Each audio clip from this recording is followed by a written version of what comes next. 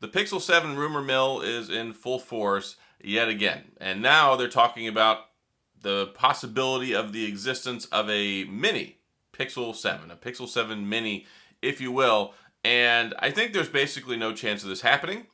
And I just want to try and put some captioning, some context around this. When it comes to Pixel, Google anything leaks, they're the absolute worst, period. If there's really anything to it, usually Google throws it out there for everybody to see way too early, just like they did with the Pixel 7 months ago. I mean, they basically cut the Pixel 6's legs out from under it to say, hey, look, guys, the 7 and the 7 Pro on the horizon, don't give up on us. However, we've also had rumors of a Pixel Ultra. We've had rumors of a Pixel Foldable that have been floating around for like the last 3 years now, that every couple of months it gets spurred back up, and well, maybe third or fourth quarter, and never has it come to fruition yet. And now we have this small little leak in the corner of the Pixel leaks about a mini version of the Pixel 7. Now, I would actually welcome that. I think that would be great. I think there is a complete lack of representation of flagship level smaller phones, and Google could be just the one to fill that void. I would be ecstatic if they made something like this. For me, ideally, I think the best form factor that the Pixel phones have ever had was the Pixel 4. I loved the Pixel 4, the 5.7 inch screen. I think it was 5.7 anyway. It just felt nice. Kind of minimal bezels, really nice presentation, easy one-handed use.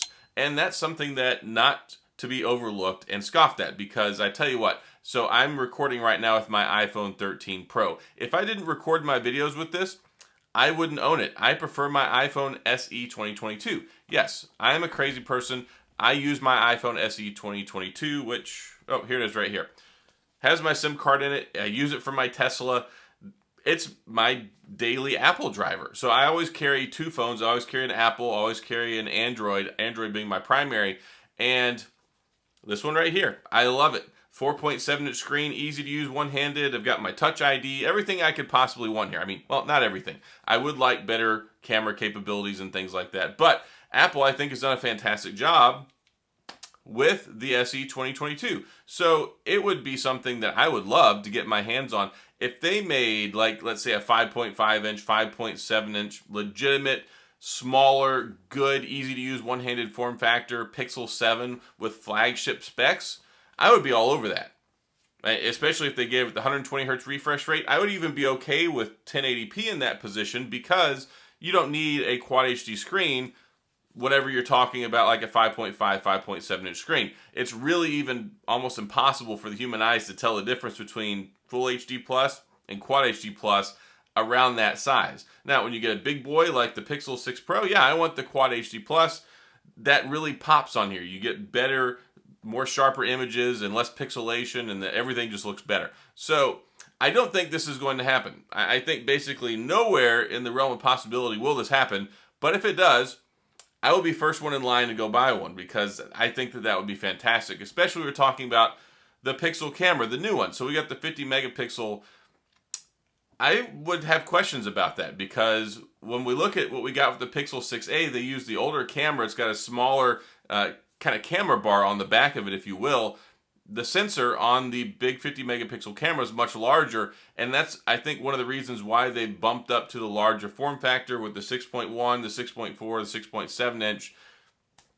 It's kind of hard to put a gigantic camera sensor in a phone that small. Also, to have the supporting battery and the hardware to go along with it. So when you talk about those things and reality and lining up and matching up, when you look at what you get with the iPhone SE 2022, one, you get much more battery efficiency. This thing only has like a 2,000 milliamp battery. And when I say 2,000, I don't mean like 2,800, 2,600. It's like 2019 or something like that. Very, very small. And it was only a slight bump up from the iPhone SE 2020, which was like a 18 or 1,921 milliamp battery. But what you get with the A15 processor in here, this actually lasts me all day. I get over 5 hours of screen on time with it. It will last me legitimately all day. And I'm okay with that. You will not get that in an Android phone. You basically have to have double the battery life to get the same Apple battery life. And it's just something that's still maddening to me that Android can't figure this out, especially when it comes to Google. Google makes Android. They also make the Pixel phone, but you don't get all those symbiotic benefits that you get from the iPhone and the iOS. They work so flawlessly together, and you just get maximum resource utilization. They don't need 12 gigs of RAM. I mean, we're talking like 4 and 6 gigabytes of RAM, even 3 and 4 gigabytes of RAM in like the Pro Series models just a few years ago, whenever Android's using like 12. So same thing with the battery. They have much smaller batteries, but they get so much better battery life. I mean, shoot, my iPhone 13 Pro gets insane battery life. It kills my Fold 4. It kills the S22 Ultra. There's just nothing out there in the Android world that compares when you're talking about that level of efficiency and battery life. So yeah, I have serious questions, and that was a big problem with the Pixel 4. I loved it. Battery life, atrocious. One of the most terrible battery life phones that I ever had in the history of mankind, or at least for my own personal usage. I loved the phone so much, the 90 hertz refresh rate, and it was just perfect, form factor wise, and I would kill it in like 3 hours of screen on time. The sucker would be dead by 2 in the afternoon. It was even worse than the Z Flip 3. So I don't think that we're going to get a Pixel 7 mini. Again, I would love to see it. I would love for them to find a way to make it work, to pull it off. I really do think that smaller flagship phones are underrepresented in the Android category. And you've got the iPhone 13 mini, you got the iPhone SE 2022. You look on the Android side and it's just sorely disappointing. There's just nothing there, because it's like every Android manufacturer thinks that everybody wants a 6.7, 6.8 inch, 6.5 inch screen on their phone. And some of them have done really good jobs. Like if you look at the Sony Xperia 1 Mark IV, the slim, sleek, svelte form factor, it works out great. It's one of the best one-handed large phones out there on the market. One of the reasons why I love the Xperia 1 Mark IV so much. So a lot to think about there. But again, if you look at the track record of leaks and products and rumors actually coming out when it comes to the Google product line, it took us, 5 years to get a Pixel Watch? We still don't have the Pixel Foldable. We still haven't seen this Ultra phone that keeps popping up when people like to bring up. So I really would put the Mini way, way, way down there on the list of things that might actually come to fruition. So yeah, pretty much it. But what do you guys think? Or what do you guys and gals think? Is that something that you would be interested in? Do you think that there needs to be more smaller flagship kind of phones in the Android world? I think there is. I think there's a good case for it, and I think that not everybody necessarily wants a phone that's this big or a phone that's this big. I mean, there are some pretty darn big phones out there in the market, and most of them, of course, are Android because there's just so many.